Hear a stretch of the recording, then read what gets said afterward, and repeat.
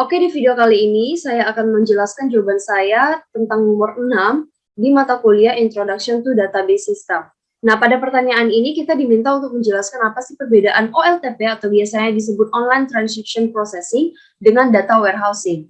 Ada beberapa perbedaan yang cukup signifikan. Yang pertama itu, kalau OLTP itu biasanya jenis database yang sering dijumpai dalam aplikasi-aplikasi yang berhubungan dengan suatu toko atau perusahaan, misalnya kayak di kafe-kafe. Nah, kemudian kalau data warehousing itu biasanya itu dalam lingkup yang lebih besar dan itu memang dirancang khusus untuk menangani kegiatan operasional atau transaksi dari suatu toko atau perusahaan. Jadi data warehousing itu seperti gudang datanya.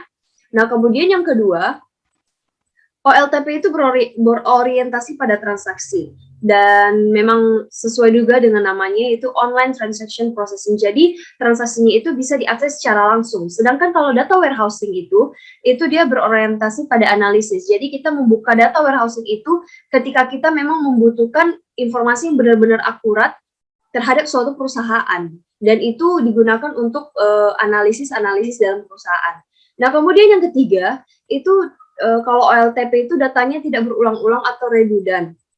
Karena dalam basisnya kecil dan itu karena memang aksesnya juga cepat, maka database-nya itu harus dinormalisasikan. Nah, sedangkan kalau data warehousing itu berbeda, sangat berbeda. Karena dia itu menghasilkan suatu informasi yang lengkap dan akurat, maka pasti adanya data yang berulang-ulang karena itu yang direkam secara detail dan membutuhkan akses yang cepat dalam query-nya, makanya ada denormalisasi. Nah, kemudian selanjutnya itu OLTP itu tipe data yang bersifat bernilai sekarang karena dia up to date.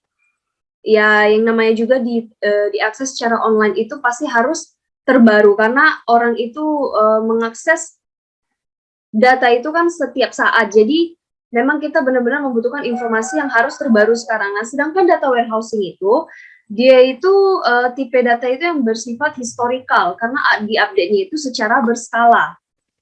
Nah, dan yang terakhir itu dalam basis penyimpanannya itu OLTP ini penyimpanannya itu lebih kecil dari rentangan 100 MB hingga gigabyte. Nah, sedangkan kalau data warehousing itu penyimpanannya pastinya lebih besar karena dari namanya juga data warehousing itu sebuah gudang data, itu penyimpanannya berkisar dari 100 MB hingga terabyte.